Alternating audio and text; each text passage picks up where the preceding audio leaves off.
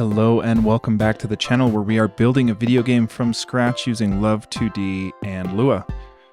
We are almost done with the demo. We've been almost done with the demo, and then my computer broke. Right, so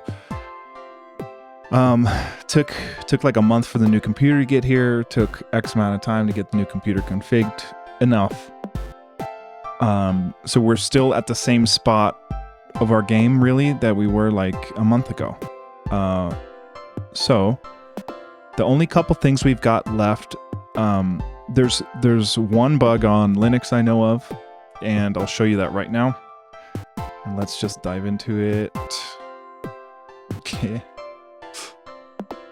Let's go here to our full screen method. If we go full screen on Linux, this is what happens.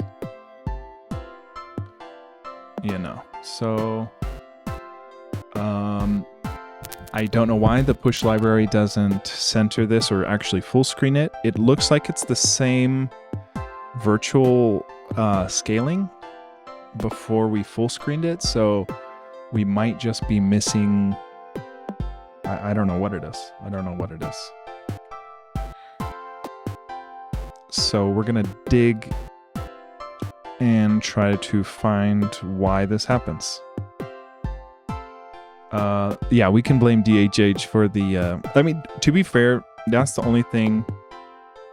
Well, and what's really weird is the first time I had Omarchi on my old computer, it worked perfect, and full screen worked perfect, and it worked, like, I know because I downloaded Omarchi, first thing I did, git clone Tashio, download Love, run Tashio within a minute of downloading Omarchi, and it worked like a charm. So like I know.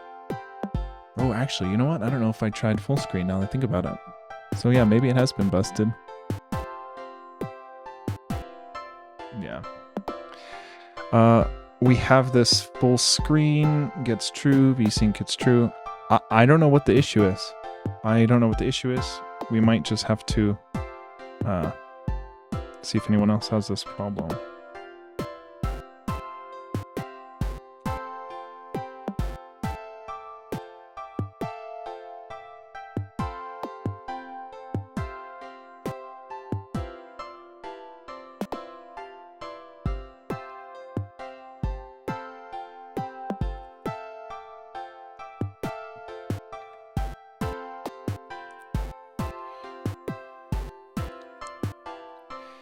We've got that stuff. Oh, come on.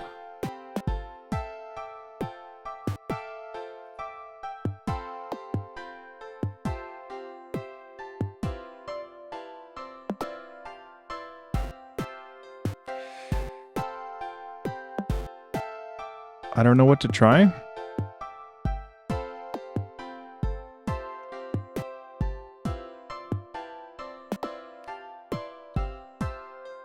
Yeah, I don't know what to try.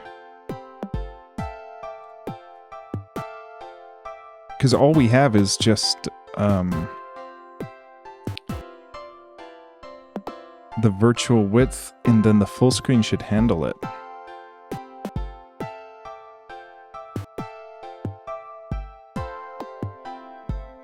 Because it looks like the same scale. It looks like this size, just not full screened. So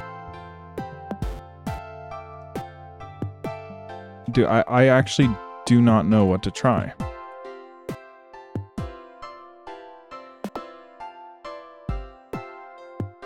Let's see here. Because I've never had this issue where the full screen just doesn't work on this library, so I don't know what to try. I'm gonna ask Grok real quick and see if he's got any ideas.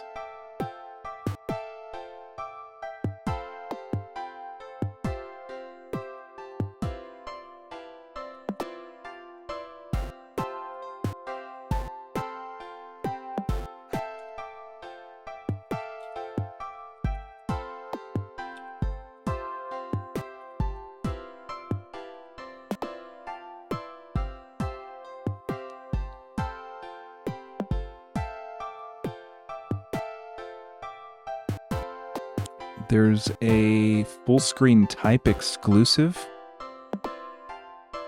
Full screen type? I've never seen that. Stretched is false on the setup screen. Full screen type gets desktop. Let's see if we got this in our conf here. We got not much.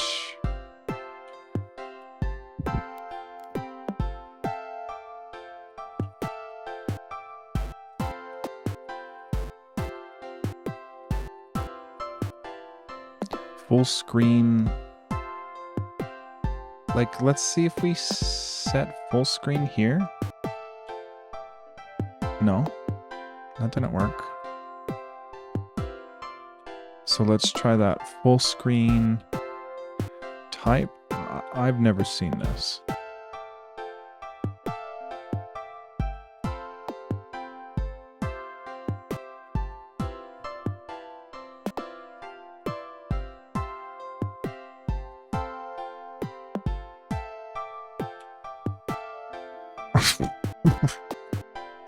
We got full screen, boys.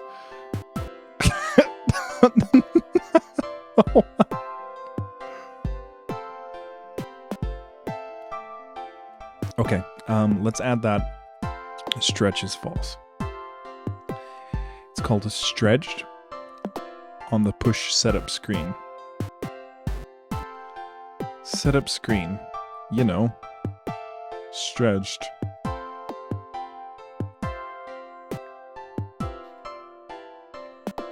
That can't be real.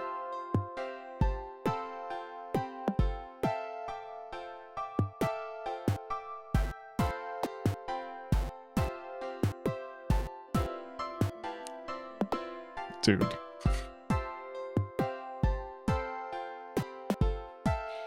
Stretched is bullshit. Let's try this to be desktop.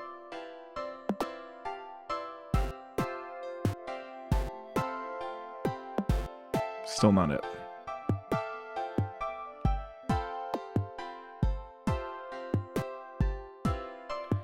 Yo, sounds good, Soup. Thanks for hanging. I know, dude, the freaking, so yeah, computer broke. Took like a month to get a new computer. Took a while to get configured. And then, you know, we got a new puppy, so she's been pissing everywhere. Trying to teach that dog, so that's been a lot. And then I've been working a lot, which is half good. I had to pay for the computer. It sucks. My biggest I had like the biggest gig for videography that I've ever had, and then my computer broke, so like that huge gig just had to go straight towards covering this computer, which, you know, it's good. I got a new computer out of it, but couldn't enjoy any of that paycheck.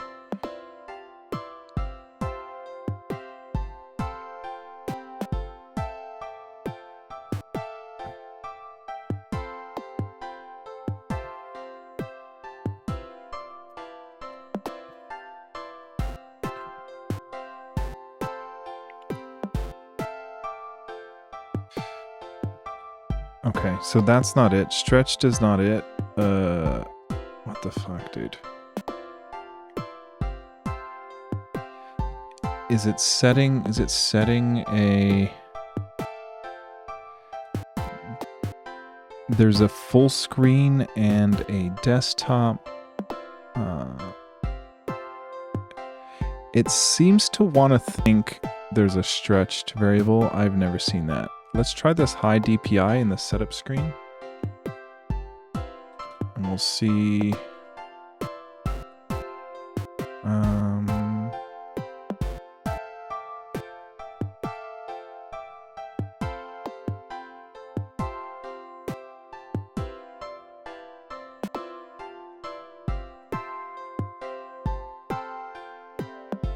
Nope.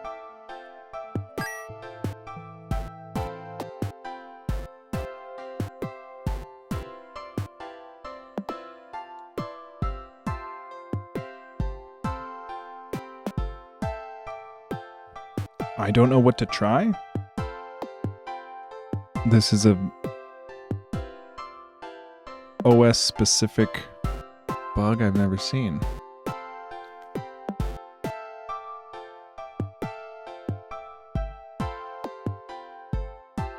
It might be a Hyperland thing.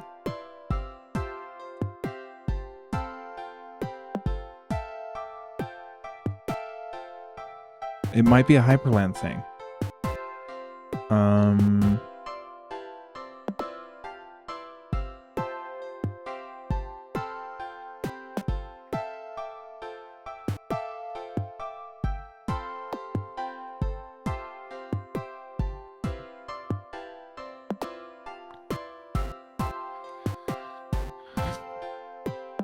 Let's see. I've got Grok on the second window here, like trying to see if anything he knows is good. But it just keeps wanting to tell me that like there's a full screen type. And last time we did that, it just did not work. So if we say full screen gets true, and we say under the setup screen, we say full screen is true. Maybe this canvas is true. I don't think we've ever had this canvas. Canvas gets true. But we need to try to do in the conf a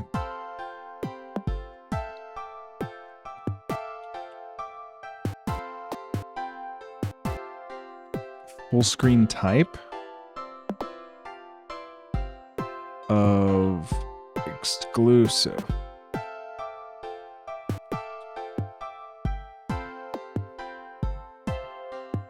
VSync gets true.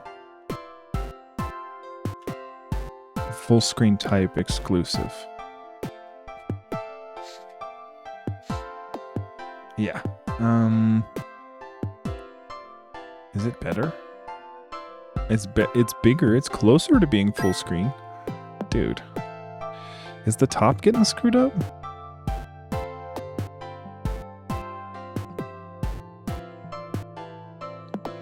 I'm pretty sure it's a Hyperland thing now that I think about it.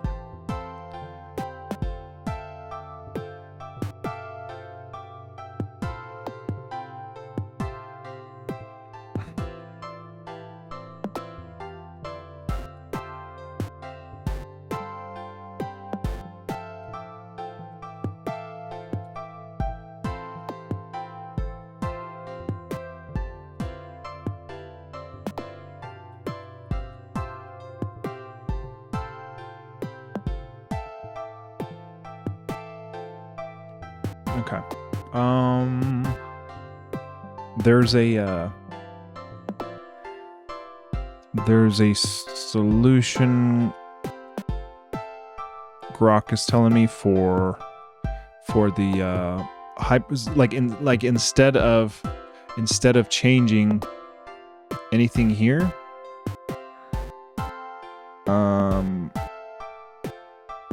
yeah.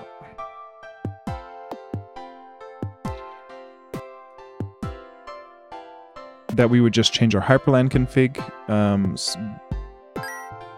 which I told it, it's like, hey, let's not change our code, let's just change our Hyperland and just make that work. So let's give that a shot real quick. Hyperland. And we're gonna go to our conf here and try to add some window rules for love. So it looks like we have a full screen border. We're setting all this stuff.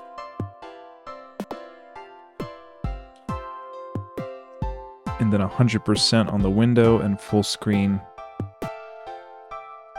Anything in love. It doesn't like force input or so 54 and 59. Didn't like either of those two things.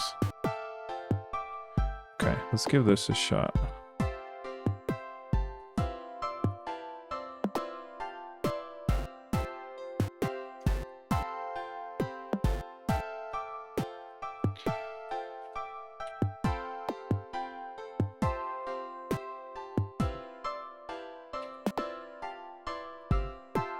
Okay, I forgot. We got to be in the right directory here.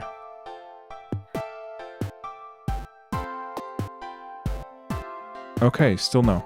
It pulls more of the background in, which is not what we wanted.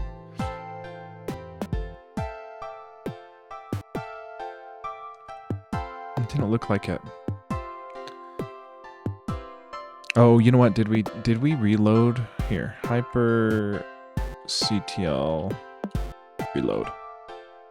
Did we do that? Okay, yeah. Still broken. This is a freaking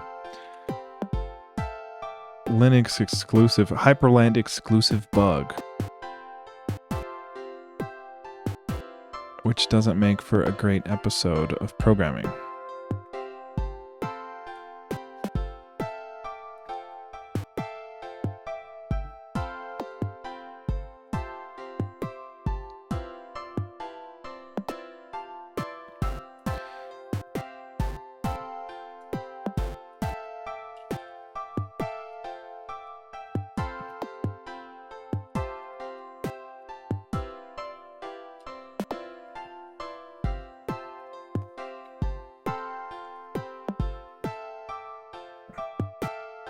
Okay, let's try something here.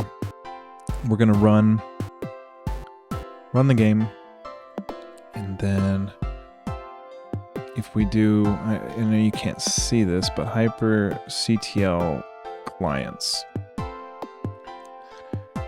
and it looks like I'm looking for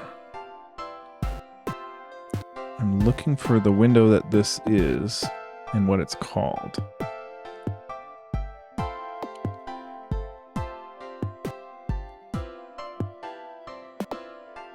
Oh my gosh, we got so much junk running, man.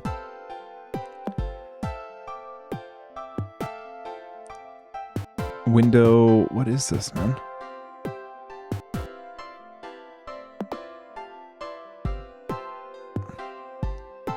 Kitty, okay, here, love. Initial class, love, okay.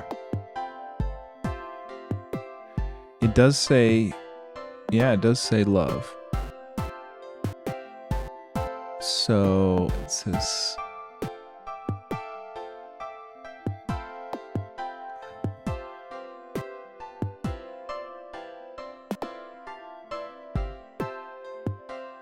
what the hell? Let's just try what, because I've got no better idea, and I'm no Hyperland expert. Oh man, okay.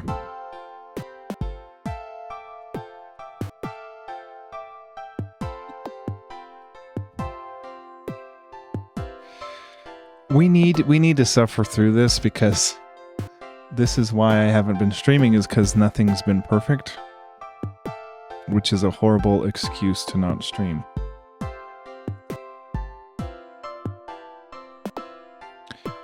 What is fake full screen?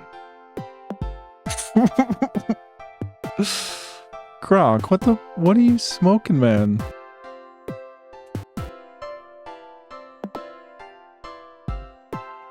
This is not gonna work.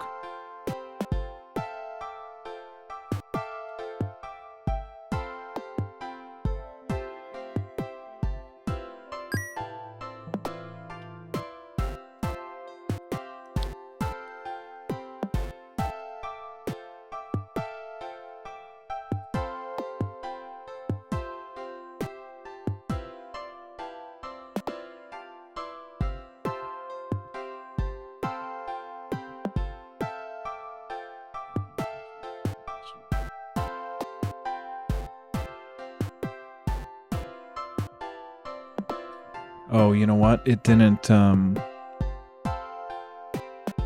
let's see.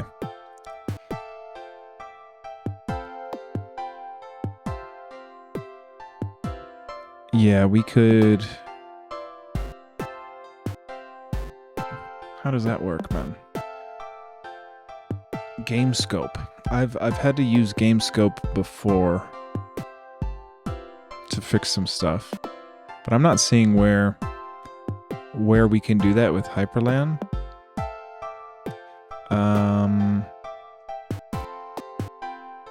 Let's try running it with GameScope and let's just see. So it looks like if we wanted to bypass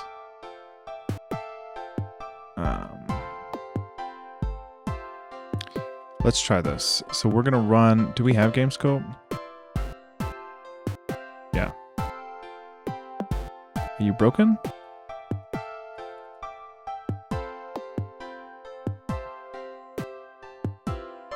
Okay. I think it just needs the arguments.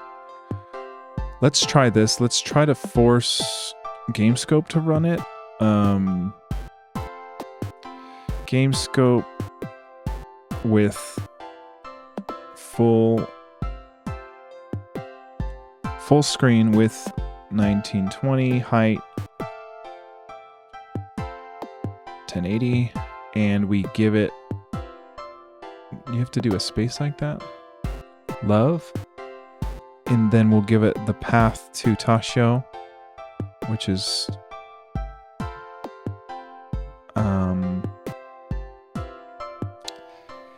I don't know if we need it doesn't like, I don't know if it's looking for a .love file, but we don't have a .love at the moment for that. Let me see. We shouldn't. Let me try this. Zip. Is it 9R? Is that how to do it?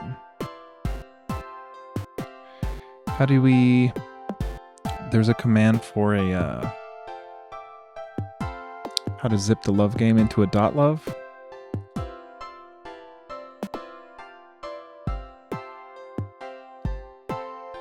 I love the new computer. I love the new computer. I love the new operating system. I'm getting used to it still, but I really do love it.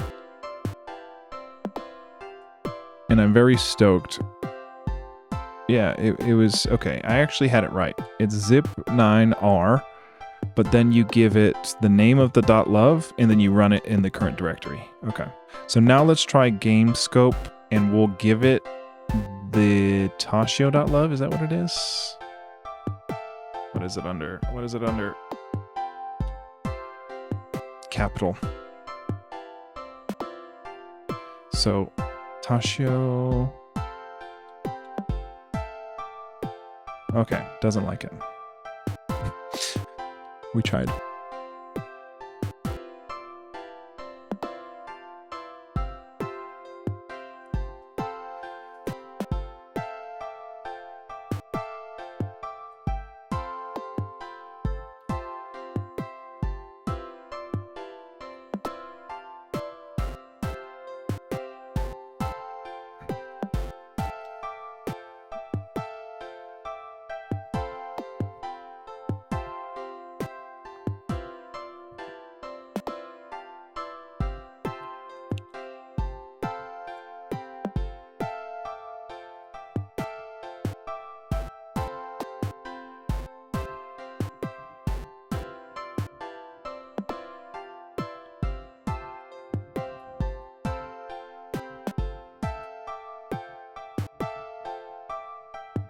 It's...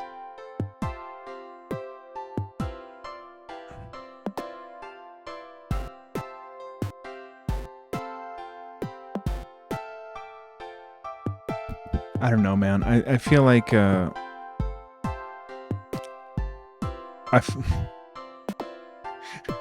feel like if you're the dude running Arch Linux and Hyperland and you can't figure out how to get Tashio to be full screen, then maybe you just deserve it windowed. Is the kind of conclusion I'm thinking of. Let's see. We're going to our config. We're going to our Hyperland. Going to our Hyperland config. And we're going to try to do a magical little block that Grok gave us. And why does it think that's real? Okay. Full screen for love. Anything with a class love is going to get a full screen window. Why wouldn't that work? You know? Hyper CTL reload. And we're going to try to run our game here. Let's go. Fuck.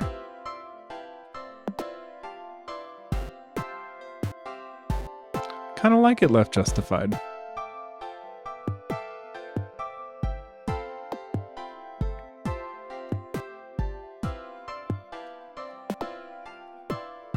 Okay.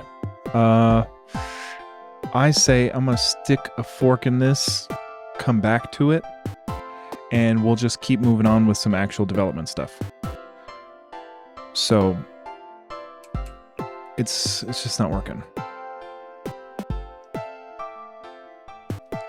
Okay, so let's get to the meat of the only thing I wanted to try to do today, and that is actually, yeah, let's if we go to our main, we'll take off our full screen, and that'll run pretty windowed, and then we want to pull up our let's just I'll show you guys what I'm talking about. It's still full screen, maybe something in the conf.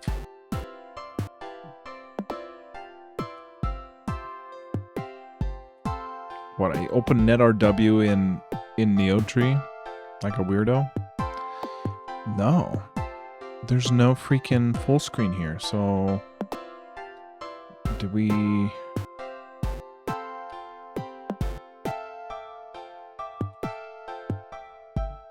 Oh. Yeah, full screen false. What the fuck?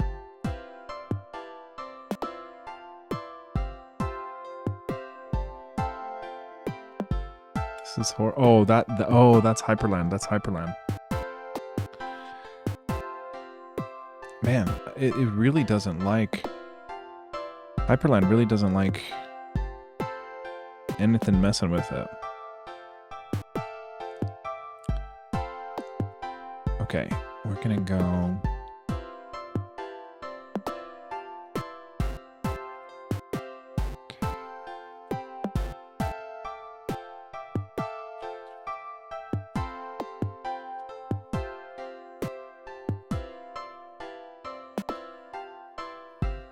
Okay. You're kidding me.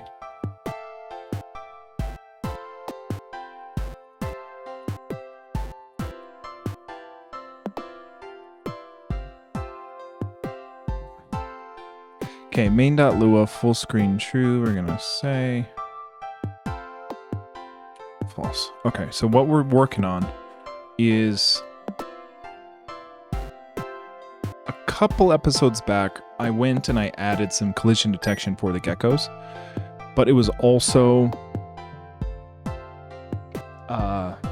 only collision detection. So that just stopped all the geckos in their track.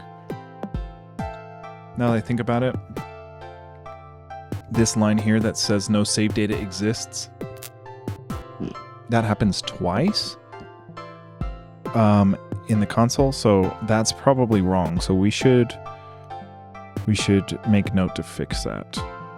Anyways. All right, we'll get a little save file started. Oh my gosh, I just noticed one other thing too. This screen here is technically wrong. I'll show you. Hold on.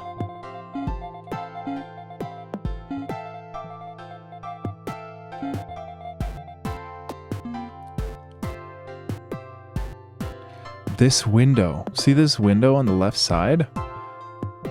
It leads to a wall on this side. It's like this window makes sense with the light coming in.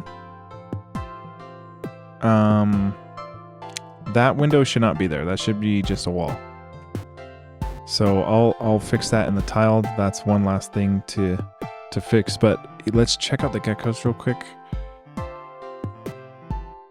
Okay, so look, there's the gecko. Now he's gonna collide with this fence and see how this happens. He just does this because the way the geckos are working, there's two types of AI methods for it.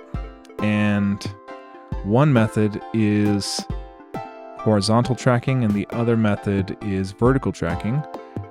And depending on your relation to the gecko is what determines which AI he's doing. So if we go and we become right now he's in horizontal tracking, so he's gonna match his horizontal until he matches us, and then he's gonna switch to vertical and come straight for us. Because watch this, see how he'll go straight towards us, but he'll only go straight towards us once he's horizontal or crap, because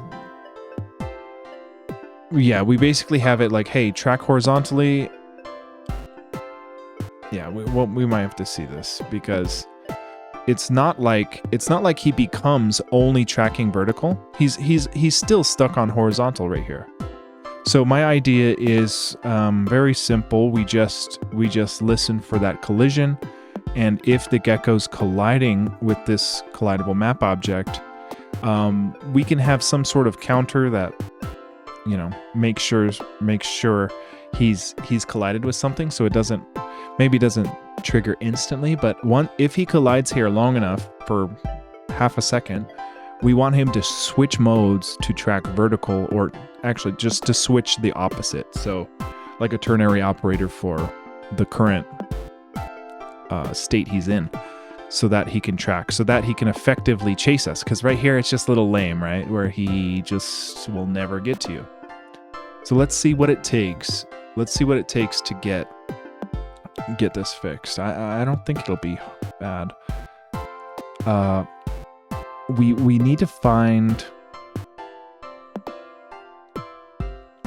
what? We need to find where there's a gecko collision, and we need to add a field to the entity called collideCount or something, and if we are colliding and our collision count's over 30 or whatever, which is like a half second, then we need to reset our collision count. We need to swap our AI tracking type, and maybe that's it. So let's see first of all, where don't we have, oh, it's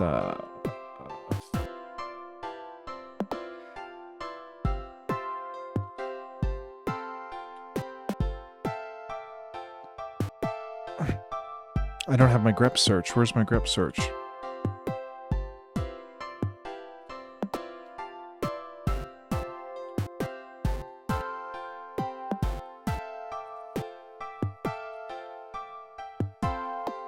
Here, horizontal collision.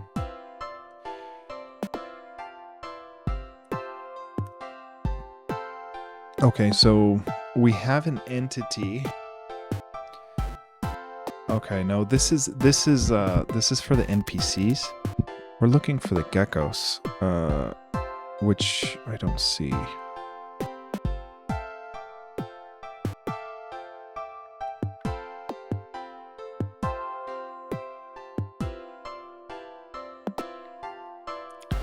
See, we have a direction, a process AI. Okay, so look, we have this, an AI path. Okay, so this is just it. It's an entity AI path. So if the AI path is 1, then we're going to track horizontally. If it's 2, we're going to track vertically. So we need to change any given gecko's .ai path to be the whichever one it isn't currently, if the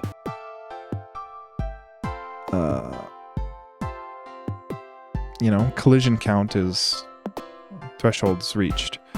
So we're looking for, we want to find our actual gecko entity, because we're trying to add a field to the entity, not to the state. So let's go do that first, and let's see where our gecko entity would be. And I think we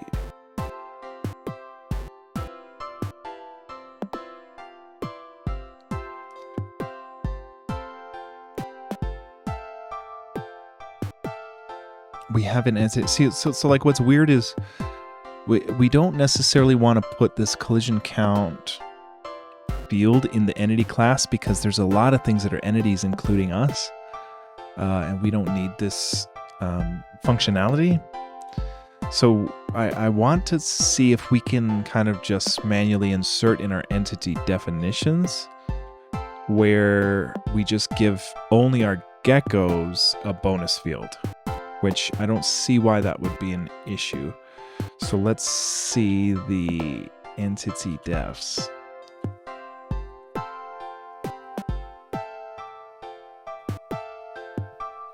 Okay. Oops. What the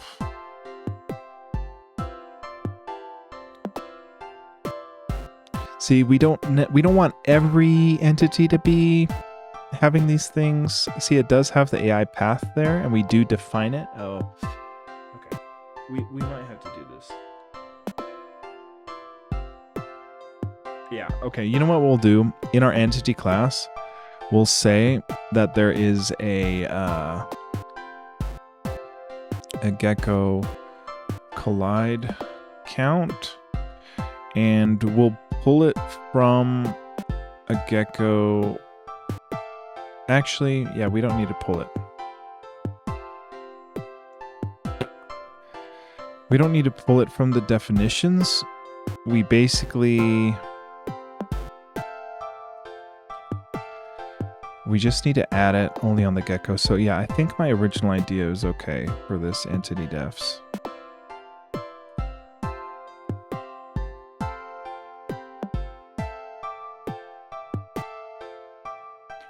Where is the entity def file, dude?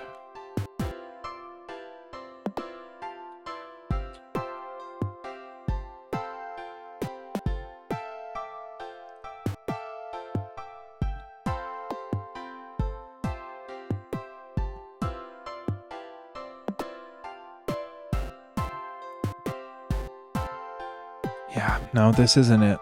We can't put it here.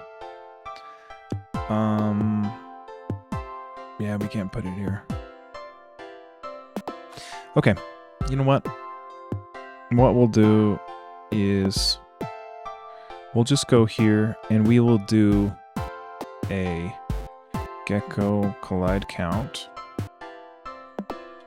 We'll just initialize it to 0. I don't like that it's in the entity class at all, but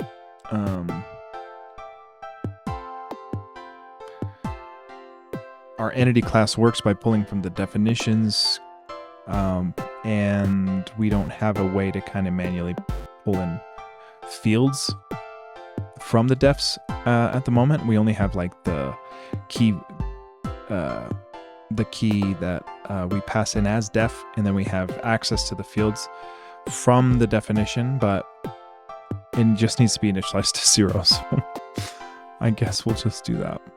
So gecko collideCount has a 0. Now I do have a thing in our entity class to help us visualize certain fields. So I want to say maybe here in the walk state, we have a thing called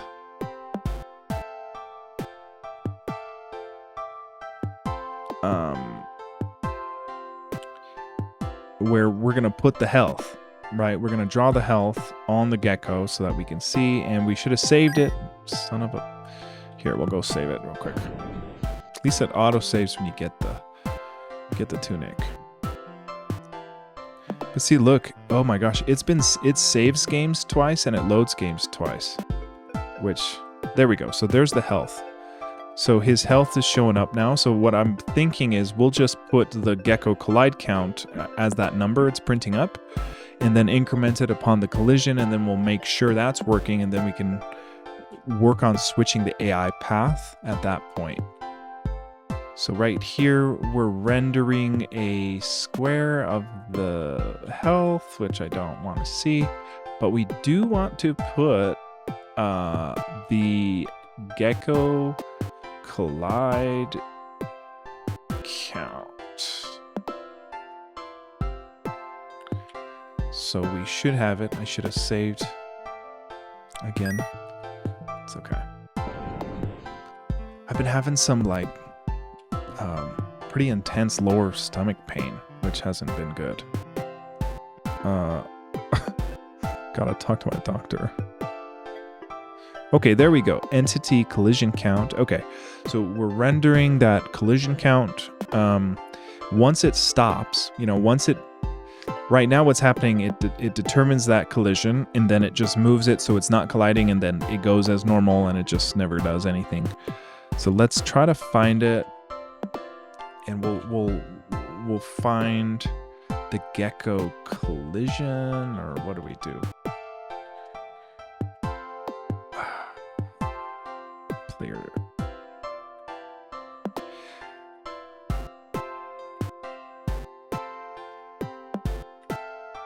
We're looking for, would it be in the, I don't know what class it would be in. Would it be in the gecko walk state? We have a collided. I don't see, it's probably in the play state for our entities. Let's just see. Gecko collision. Spellcast to gecko collision.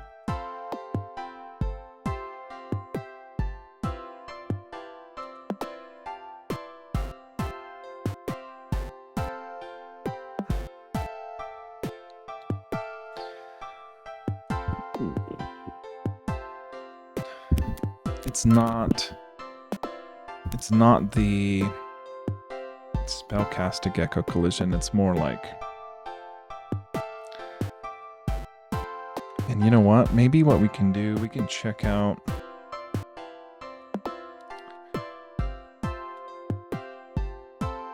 Uh-oh.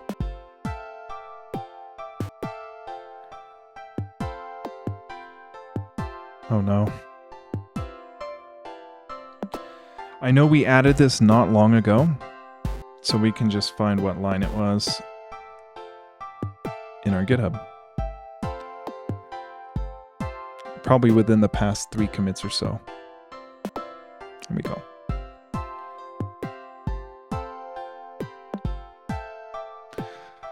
Okay. Wow, coming up on 600 commits. Wow, literally the last commit we did. Okay. It looks like it is entity to collidable here in our scene.lua line 411. So let's go. Line 411 in our scene.lua.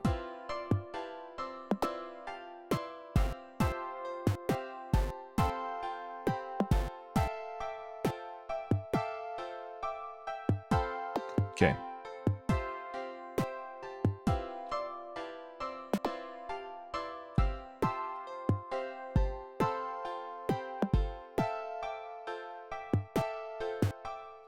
Okay, so what we do is we take the current map we're at, we go into the collidable map objects table, which is anything like a signpost, a wall, anything like that. We're going to snag the object. As long as our player isn't dead, we're going to cycle through all of our entities in the current scene. And the entities are like the gecko. And as long as it is a type of gecko, then we're going to do this thing where we're going to say, okay, well, do we left collide? Do we right collide? Do we top collide? Do we bottom? So what we might need to do is just start incrementing this entity's gecko collide count. And we do that by saying that the current count gets assigned the current count plus 1. And we need that for any type of collision. Let's just see. What the fuck? How bad did we screw this up? So yeah, gecko collide count +1. Do it here, we'll do it here, and we'll do it here. Okay. Now let's see if our collide count, it should go up 1 per frame. So if we collide, 60 times a second, it'll grow. That number will grow from our gecko. Okay, let's see. Oh, okay. Yeah, so as long as he collides, as soon as he collides, we should see this number go up. RZ, what's up? What's up, man? How's it going? Yes. This is what I wanted. So maybe after 60, right? After like 1 second, we want to switch its AI path. And we can do that here in the collidable because we can say, let's do all this stuff. And then we're going to say, well, now we're going to ask if our entities, gecko collide count is greater than 60 if it's been walking into the same wall for a whole second. And we'll tweak this, but just to get us going. Okay, if we've collided for a second, then what we want to do is 2 things. We want to take our entity's gecko collide count and we want to reset it to 0 so that we can trigger a thing like this again. And the thing we're triggering is the entity.ai path. Is that right? AI path. Why do you alias V to object? We aren't even using this.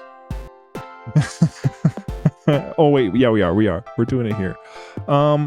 I just did it so I knew what we're doing. So like we're passing in, like we're comparing an entity with an object, and the object here is the value of the map objects, and we just save the V, we save the value as object so that when we pass in the object to our entity method, we can just see that its entity collides with object. So that's the only way we did it. We could keep it as V, but V in a nested loop is kind of weird. So I just gave it I should have said for K object in pairs, and we can avoid this. It's like for K object in pairs. Yeah.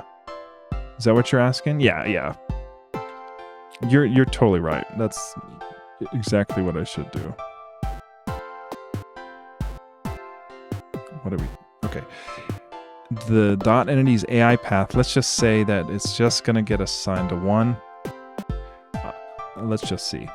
1 is tracking horizontally, so that actually won't change anything. Let's try to do it 2. Ideally, we just do a ternary here and kind of swap it around.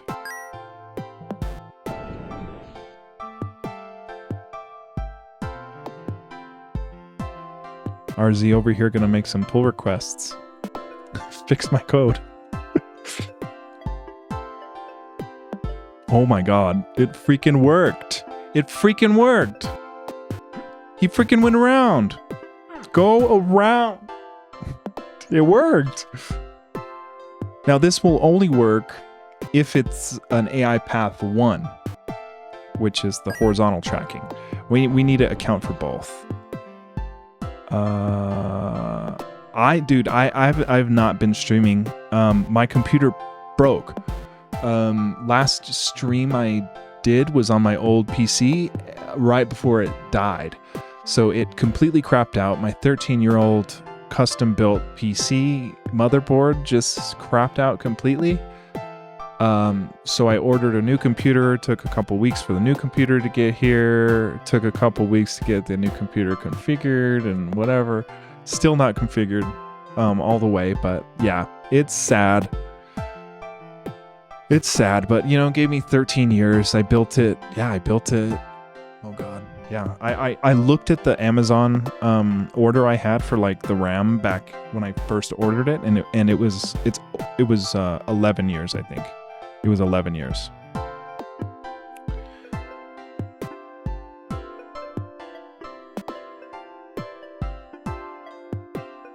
That is just amazing.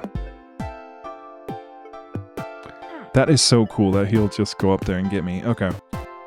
So we want to do a thing. We want to say, well, if our entity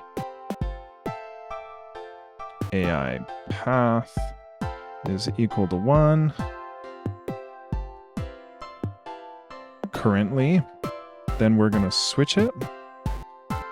And otherwise, we switch it. You know, I'm sure there's a fancy way to ternary this, but this should work. So let's test this on a gecko down here, and we'll test it up on the other geckos. Yeah, I need to get, apparently I need to download like OBS, another OBS package to get the browser source capture, which is why I don't have chat on screen today, which I didn't test until we were like actually live, so that was my bad.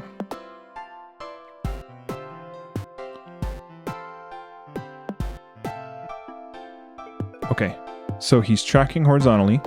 If we trap him, he'll wait for about 60 frames and then change his mind. Ooh. Oh, he did it again. He got stuck and he's like, oh, I gotta get further. So that's good. So horizontal works. Let's find a gecko that is a vertical tracker. Oh, this guy's gonna be fast, huh? This guy's gonna be fast. Okay, yep, nope. Go away. Okay, vertical tracker. Oh no. Fuck.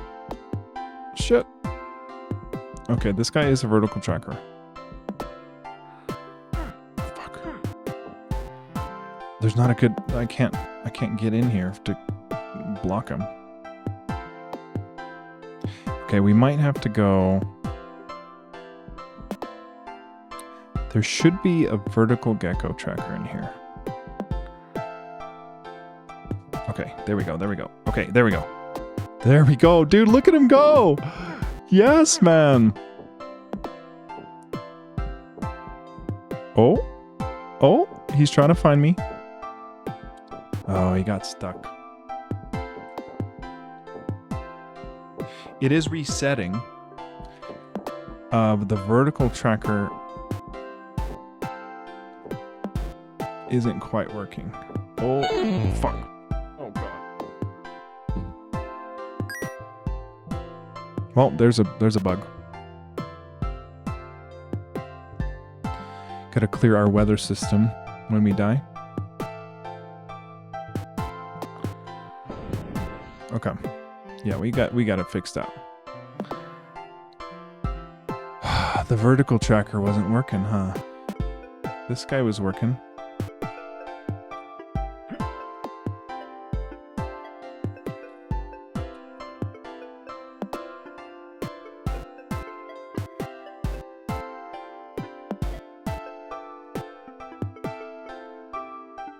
We broke it, man.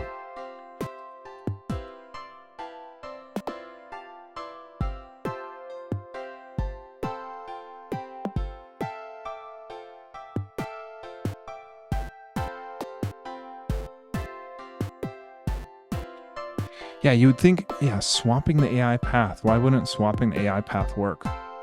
Let's just see if we AI path 2. I just want to see if it works here.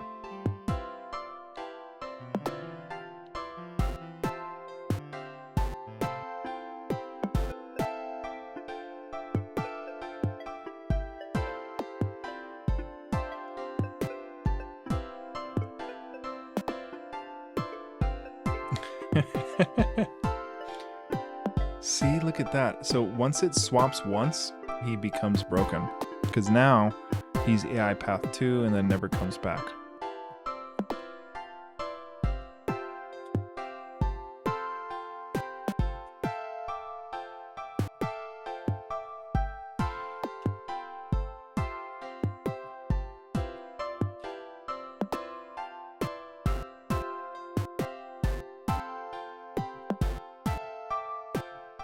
Because he worked once, right?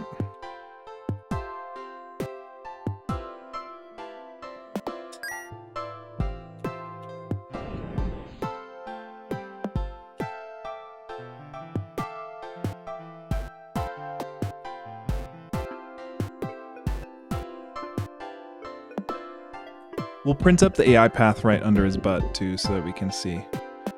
So that looks like he's okay.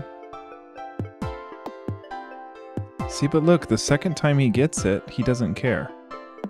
He stops switching the AI path.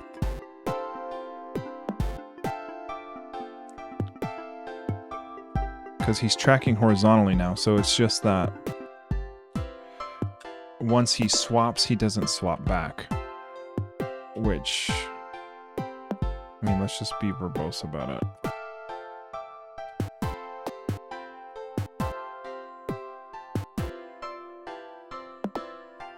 We'll print up which AI path he's on.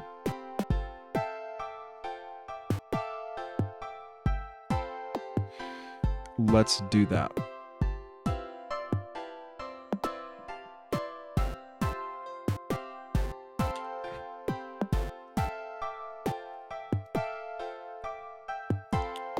It's in the walk state. Yeah. So the bottom is going to be the AI path. So ideally we see this thing swap from 1 to 2 to 1 to 2. Okay, let's see.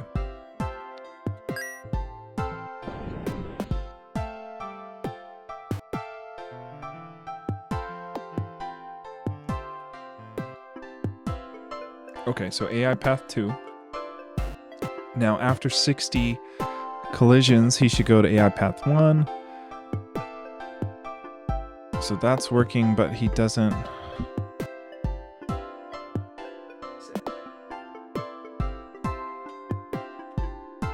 Because now he is tracking horizontally, so he wants to match me horizontally. So it's not just switching the AI path.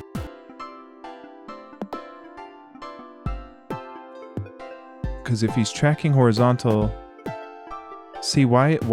Because at this point he's hitting 60. He's at an AI path 1. A collision should trigger an AI path to 2 at this point. Because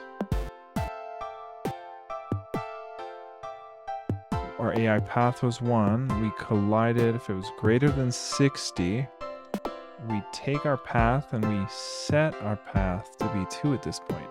So why does it only work the first time? Are we doing anything with our AI path outside of these two things? Well, we set a random AI path when we instantiate.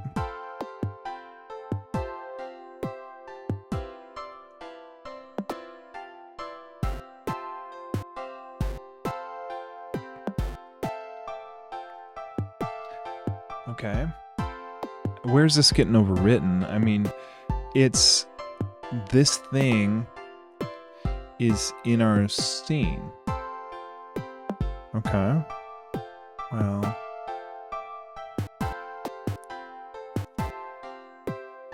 You know, our collide count is working. That's been incrementing fine.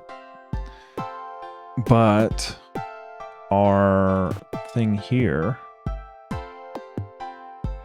if AI path is equal to 1, AI path gets 2. If AI path, okay. And this only happens, okay, let me try just trying this.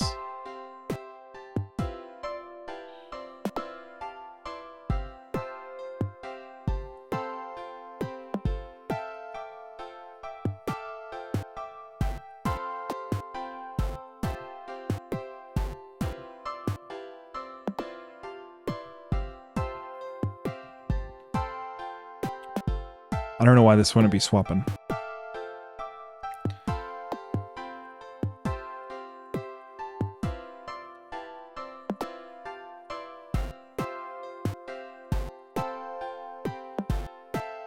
Okay, right now we're Oh, you know what? I guess because the outer loop, we're cycling through our collidable objects, and the inner loop, we're cycling through our entities. So if there is an even number of collidable map objects, well, I guess at the end of the day, it's still asking if it's above 60. I'm just trying to figure out why it doesn't change from 1 back to 2.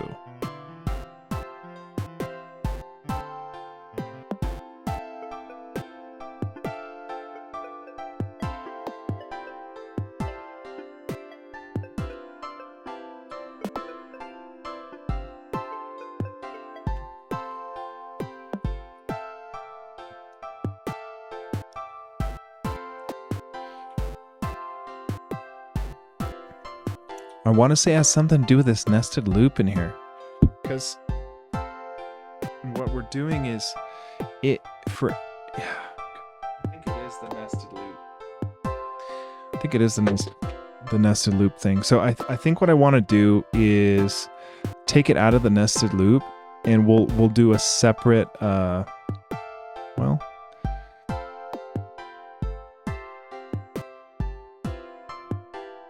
let me just try something here. We're gonna cycle through.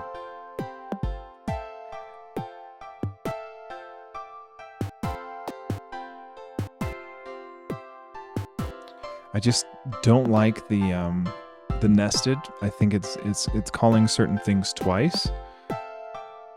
So we're gonna go outside of the nested loop and do one here. So our current maps, geckos. So current map, column, entities, and this is the same thing, entities.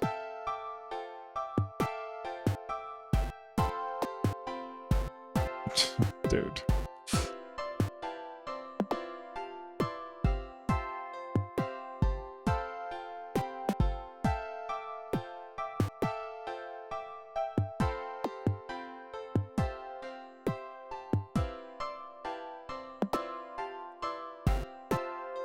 So now instead of doing this check for every collidable map object, we're going to do this check for every entity. Because we're trying to only switch a field on the entity. And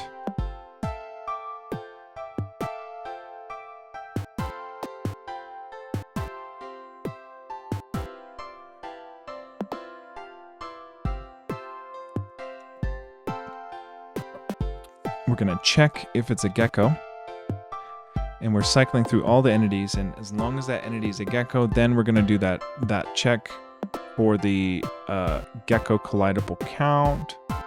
And if that is greater than, let's say, 30, then we're going to do the swap. And the swap is, well, if our entity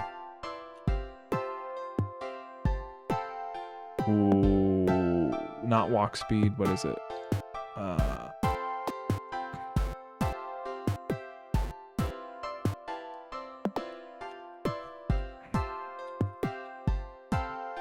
We're going to reset the collide count, and then we're going to take the AI path. So if the entity's AI path, what the fuck? AI path, is that what it is? AI path. If the AI path is equal to 1, at this point, we're going to assign the entity AI path to be equal to 2. And if it was 2, then we switch it and assign it to 1. Let's see. We're just looking for the bottom number to go 1, 2, 1, 2 on the gecko here. So let's see.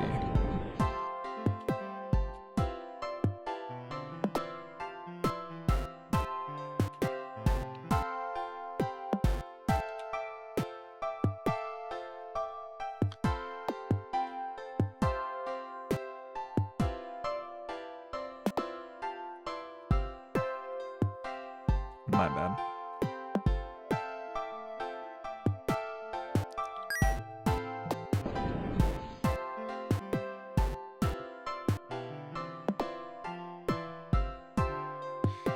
Kind of wanting the crows back.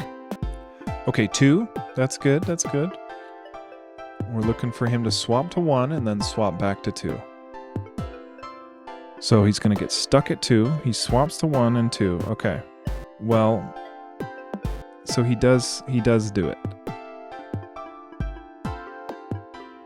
Yeah, he still technically collides. He does this little walk around. That's cool. Yeah. So he swaps. Yeah. We just need to, I think we just need to bump up this 30. I mean, ideally he doesn't collide when he's walking adjacent to it. But that, I was gonna say, but I'm lazy to fix that. Because the idea is, you know, there's some leeway, you know, because the gecko, all the arithmetic's based on a freaking square, but the gecko is, you know, pixels inside a square.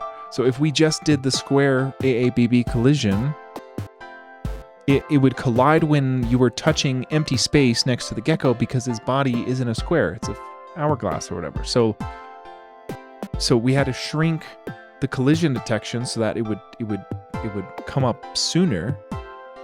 But that means that once he's collided, I guess that would mean if we're not shifting him when we collide so that he's not colliding anymore. Because I don't like that he does the little shuffle stop. Actually, I kind of do actually like that he does a little shuffle stop. Let's see. So he's at 1. He's going to get stuck for a whole second, and then he has a whole second to turn. See how that wasn't long enough for him to make it. And he's a bad exception. He's a slow gecko. He's a really slow one. So let me just try 90 and just see. Because like part of me thinks it might be kind of fun to let people think that the gecko will just walk into the wall and then he swaps and chases him. That's my reasoning for not fixing the collision bug.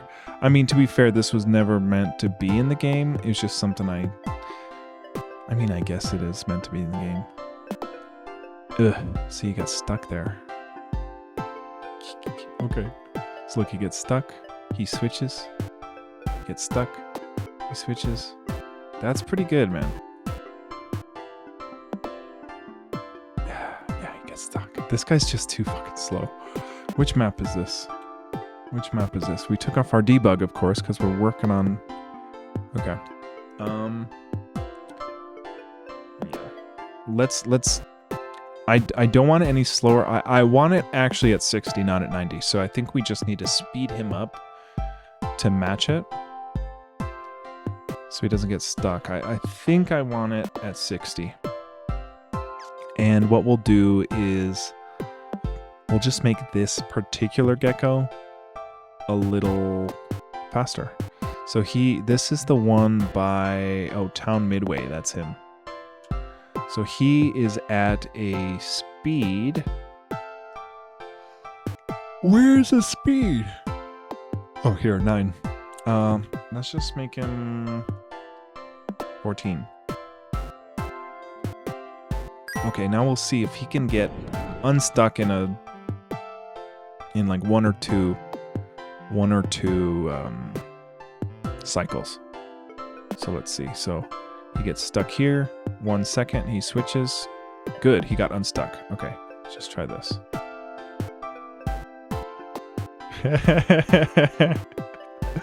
There's something kind of charming about how bad the AI is.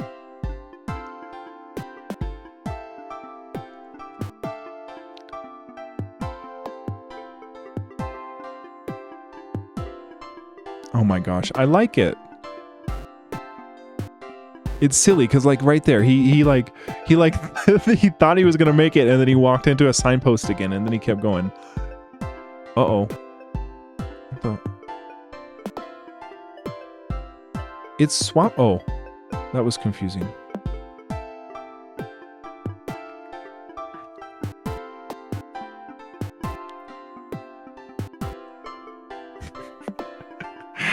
I like it. I mean, there's something charming about it.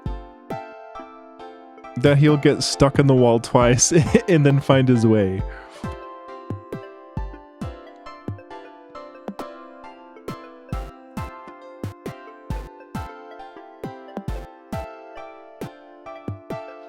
Yeah, because the alternative would be... Yeah, the alternative is to shift... and it's actually really interesting. Like, I don't get why we're colliding when he's moving parallel with the surface. Especially because we used to have it where we were, you know, we weren't switching AI path, we would just do the collision. I guess that makes sense. Yeah, okay.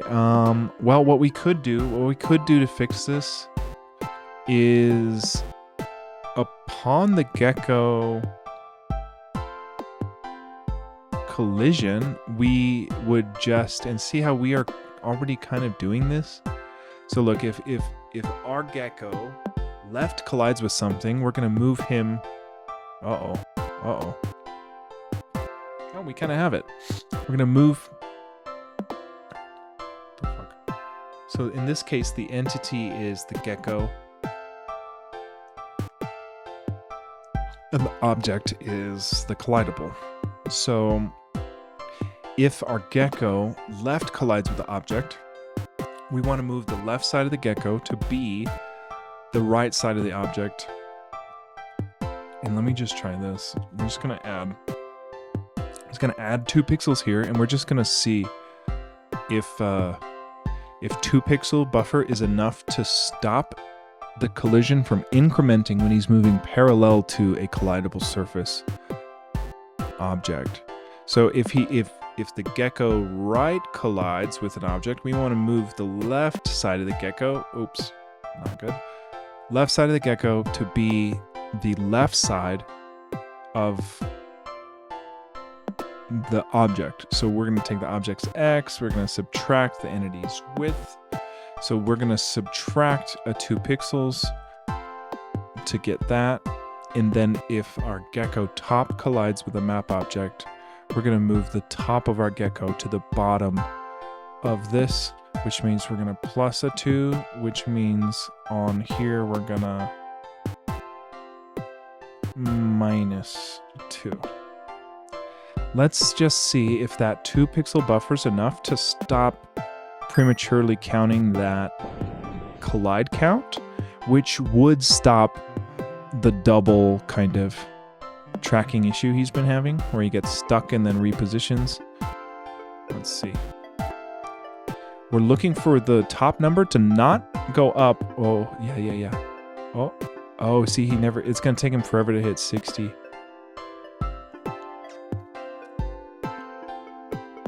Okay, he did swap. That didn't look very good.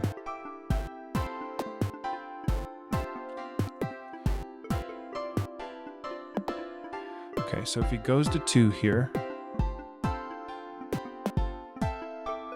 Yeah, see, so that did stop. That stopped the collide count from incrementing when he was moving parallel. So let's try to take all these 2s and put a 1 and see if that stops it. Could only be on the side collisions too, I don't know.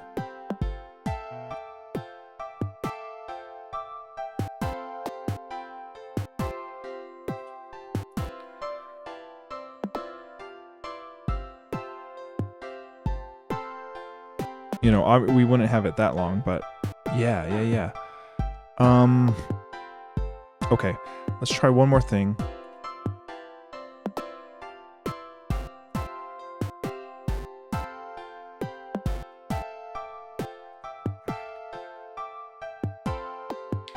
Yeah, I don't know. 'Cause at this point, let's just take off the adjustment only on the side collisions.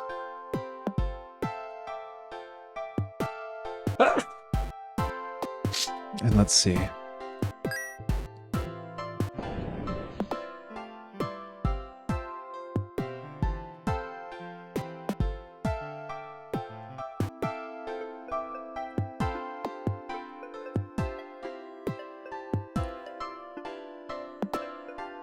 See, look, he collides. What the heck is happening there, dude?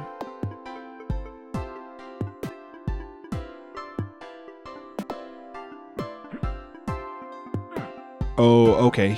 Okay. So what happens is he doesn't, if he's in that sweet spot of close enough vertically or horizontally matched, then changing his AI didn't actually switch because he was still in the AI path tracking whichever direction. So that's why it seemed like he kind of moved out of the way. You know what? I like the little adjustment he does. Yeah, I think it's kind of endearing to, especially because the geckos are the first bad guy right off the bat here. That they should be a little derpy, and they aren't super deadly. I mean, you'll meet the fast ones in the forest, right? So look, if we get here thinking he won't get us, he'll kind of try to work his way down.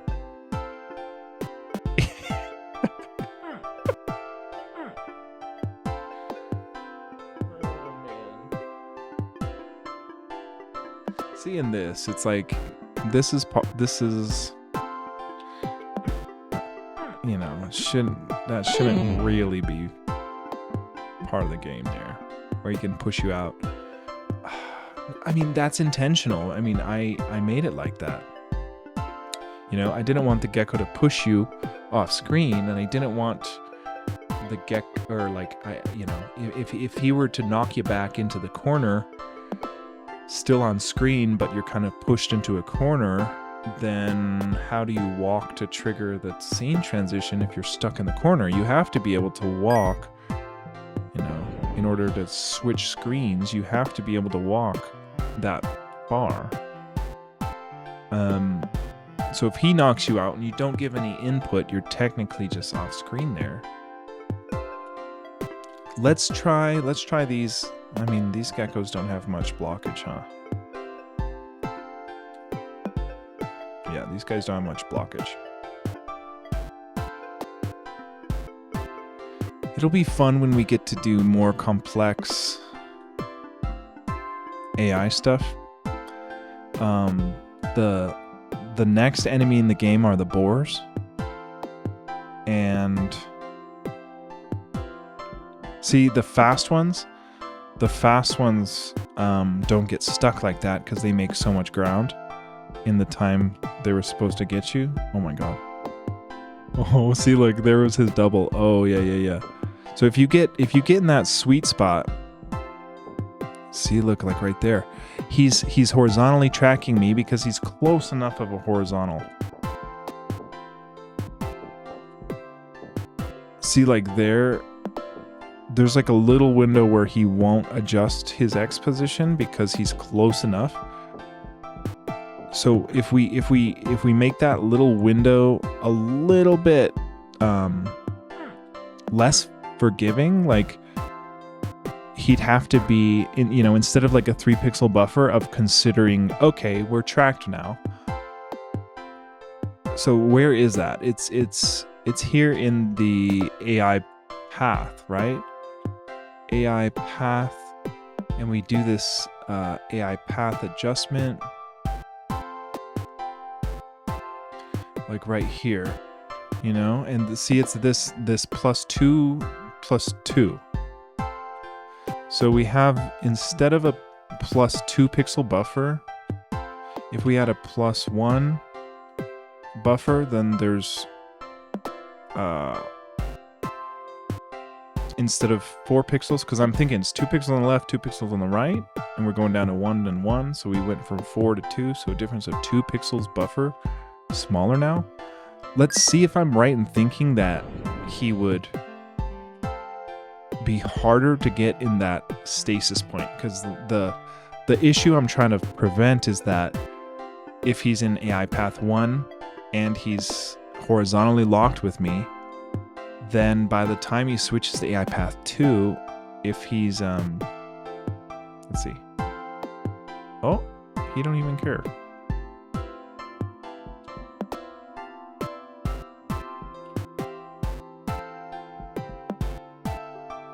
He's swapping AI paths and everything.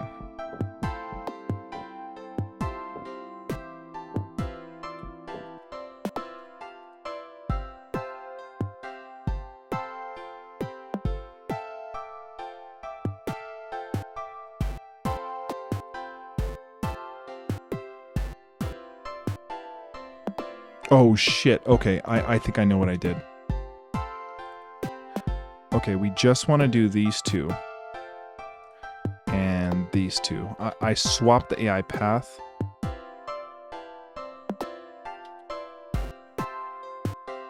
Checker. I switched this to 1. Let me see if that fixes it.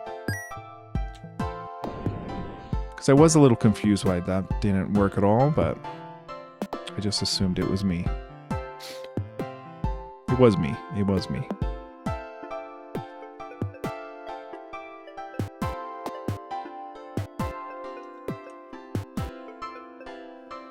He doesn't like... See, he's still in that sweet spot.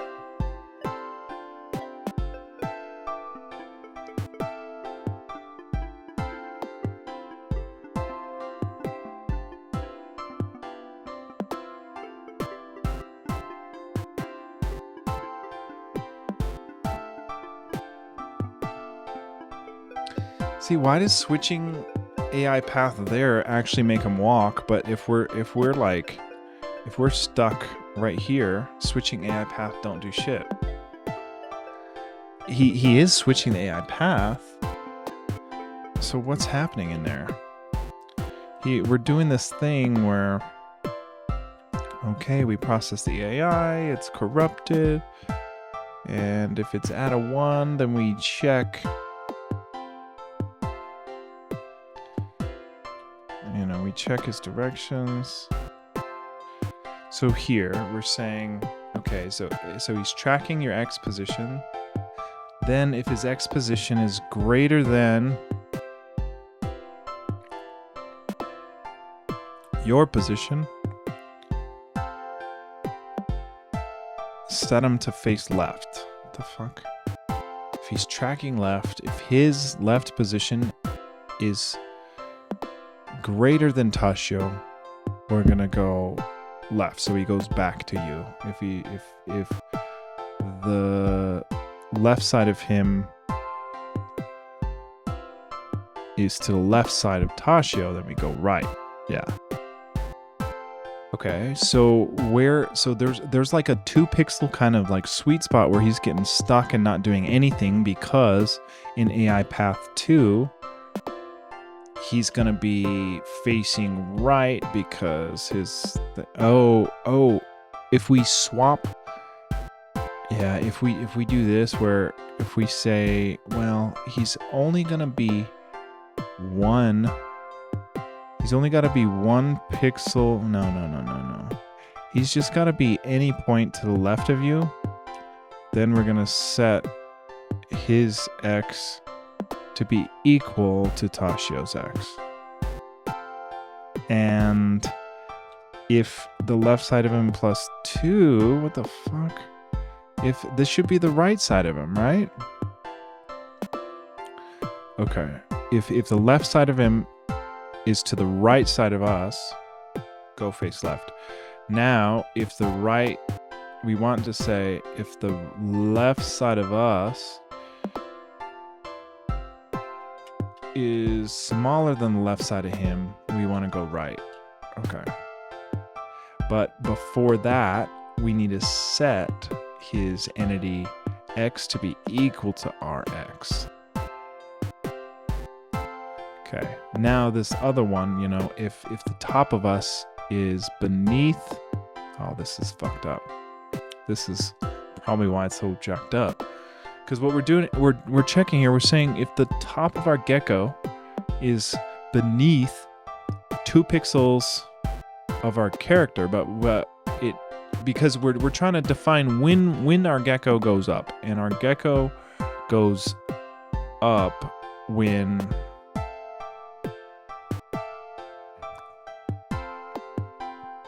our gecko's Y, the height of our gecko, is beneath our player, but it's not beneath Tashio plus 2, it's beneath. I mean, yeah, let's just do Tashio. Just his y. And like, if you're greater than his y, you get his y. Congratulations. Then, if... Oh my god, dude. Do we not set... Okay, so otherwise, if his y is greater than Tashio, we gotta kind of reset all this. I mean, this is just what I'm trying. So basically, we're just...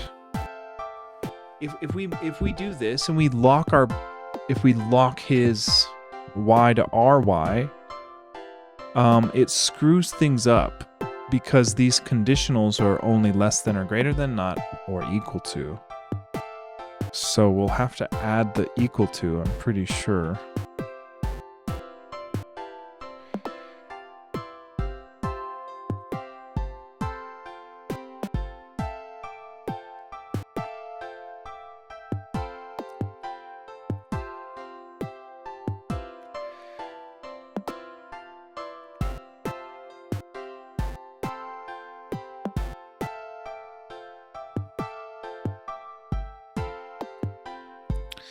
Dude, yeah, I've got zero confidence. I mean, I didn't finish even doing it because like there's 8 conditions, right? And then the order of those conditions kind of determine what's possible or not. Oh god.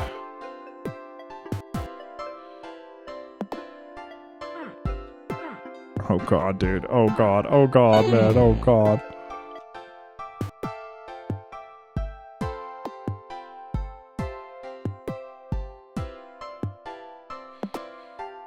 Yeah, let's try one more thing, and we're gonna say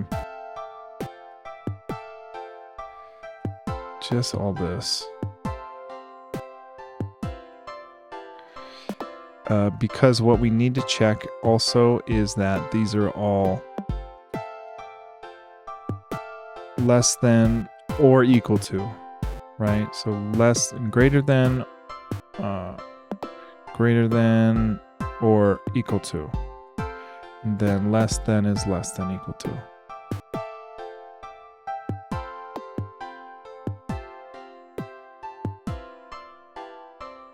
Okay. Let's see this. Because there's a lot going on in that little bit, especially because the logic for like the tracking is very strange. See, look, he gets in that sweet spot where he's matched with us, and he's just swapping. He's like, oh, okay, I'm going to swap AI paths because we're just going to... Well, he's only AI path 2. He just can't handle it.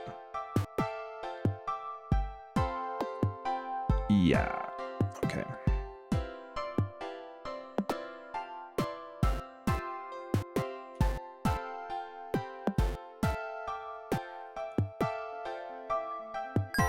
Let's see.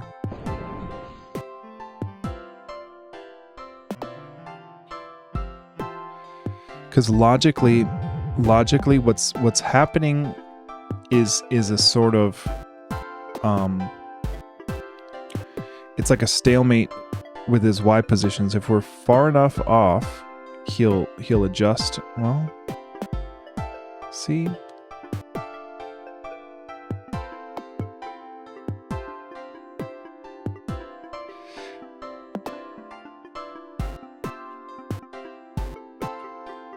Because the entities in this game are controlled, their walking at least is controlled by their direction. So instead of giving them a dx or dy, he's kind of just going at his own walk speed. See, look, he gets stuck there. There's something I'm missing when he's like pretty close to our Y position or whatever. Yo, thanks RZ. Yo, have a good night or morning or wherever you're at. Good luck. Thanks for hanging. Good to see you again. I'm gonna get back on a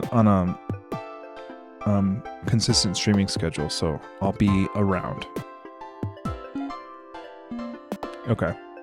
For now, I like this. This wasn't even supposed to be in the demo. It's working good enough. I think I might tomorrow, if I have time before stream, I'll probably see if I can debug this a bit more. Same with the full screen. But as far as this goes for the demo, I'm totally happy with this for the demo. We can refine little things like this as I get better at programming these things, because this is my first game. So the entity system and the enemy AI is something I'm figuring out how to do, which is pretty apparent looking at how it behaves. But it's cool. Push Toy, what's up? Welcome in. Yeah, I think I'm just gonna take off this rendering. We'll look at our commit, make sure it's clean, and then we might call it there for the night. Okay, so we've got that. Let's take a look at our git diff. Okay, so what we did was we added a field called gecko collideCount, and in our collidables we increment that count whenever they collide any direction. Then we cycle through our entities, and if they've collided X amount of times, then we're going to go ahead and swap their AI path, which is a little busted. So it works unless they're within 2 pixels of the tracking, and then they can kind of get in a stalemate, and I'm not sure why that happens. But this is looking right. Let's say that this is the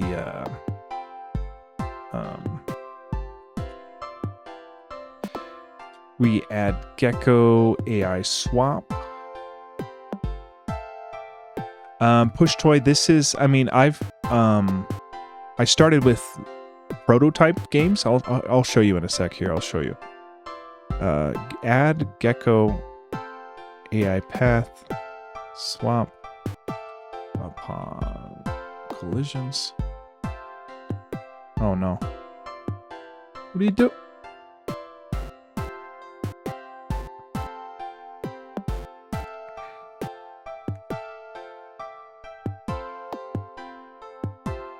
Do we not have a freaking...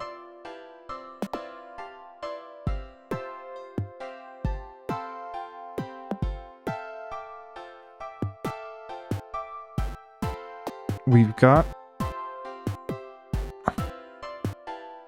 Okay, I don't know. I'm gonna have to figure this out. Push Toy, I'll show you. So, my last game was a remake of an arcade game. Oh, and you know what? I gotta clone it. Do I not have my key set up? Let's see.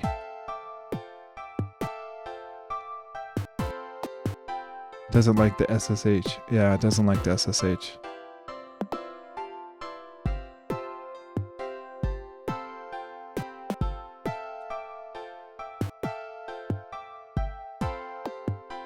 Okay, I'll have to fix my SSH key. This is the last game I made,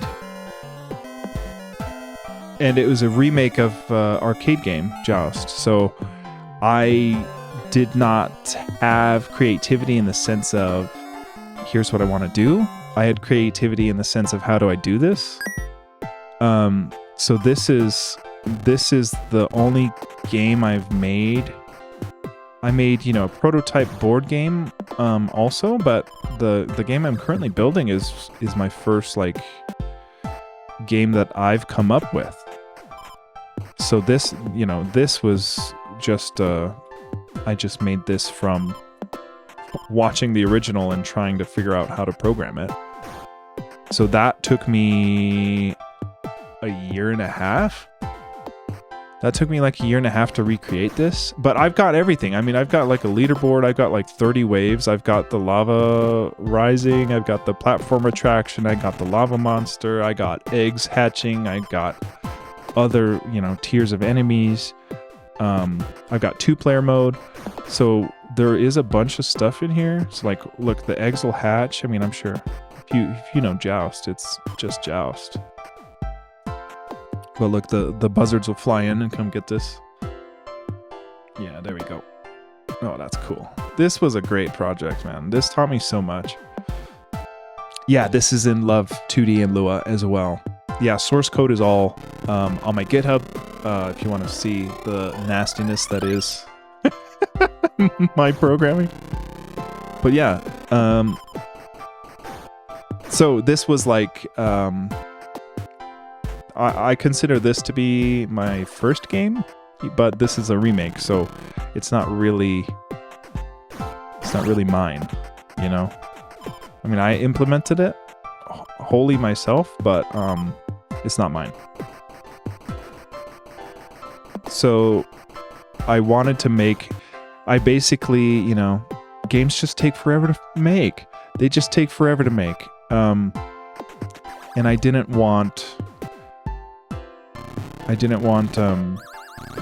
you know, 2 years to go by and not release a game. So, I mean, I'm at that point already with Tashio, but at least the demo's done. So, like, we're getting the demo out soon. But yeah, that's Joust. That's on my GitHub if you want to check it out. Other than that, you know, the demo's basically done. What sucks is I can't really test the Windows executables because I no longer have a Windows machine, which is a blessing. But I can't test the EXEs, so I've been having people help in the Discord. We're about, you know, once I fix this Linux full screen bug, I will commit and push the tag of the demo 2.1. And then I'll pull some Windows machines and do some testing on that too. But as far as I can tell, we're basically done. It's just little things and like this little Linux bug. It's not even a Linux bug. It's a Hyperland bug. So once I fix that, I can build the EXE and then ship the new executables and then hopefully submit to Steam and Epic and stuff for the demo. Couple here. There's two fixes we need still, and I'm just gonna make a note of them because we found what is it? Dude, wait. Oh, this is our Joust. Yeah, never mind. We're in our Joust.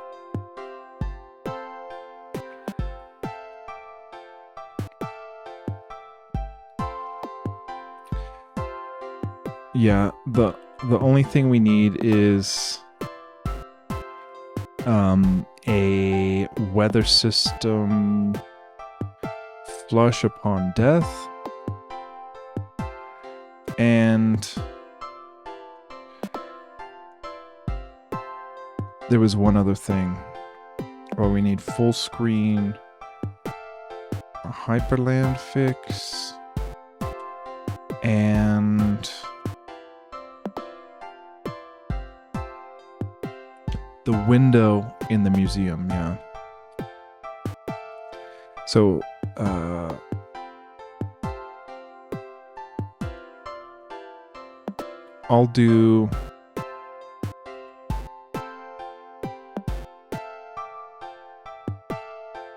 I'll have to get tiled on the Arch Linux system here, and then once we have tiled on there, we'll be able to update that map. But other than that, yeah, we just have to flush the weather system upon death, fix this full screen thing, fix the window. That's easy. That's all easy. And the Hyperland thing, honestly, isn't something that should stop submission to Steam. It's just a thing for my know-how on Hyperland. So anyways, we're at 2 hours here. We're going to raid out. We're going to look for who's on.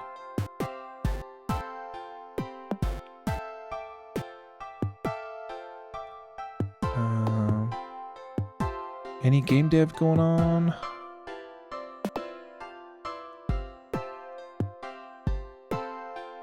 Bright side is doing... We're gonna raid Bright. Thanks for hanging, y'all. I'll be back. I'm gonna get back on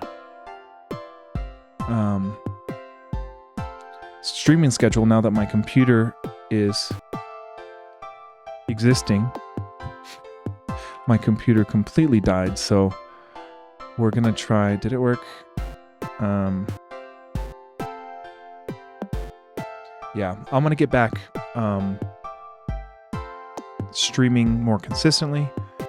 And thanks for hanging, y'all. I appreciate it. There's still plenty of kinks to work out with the new Linux streams, but very glad to be back on Linux. I love it so much more than Windows. So the kinks are worth the trade-off, I think. But yeah, we'll raid out. Have a good night, y'all.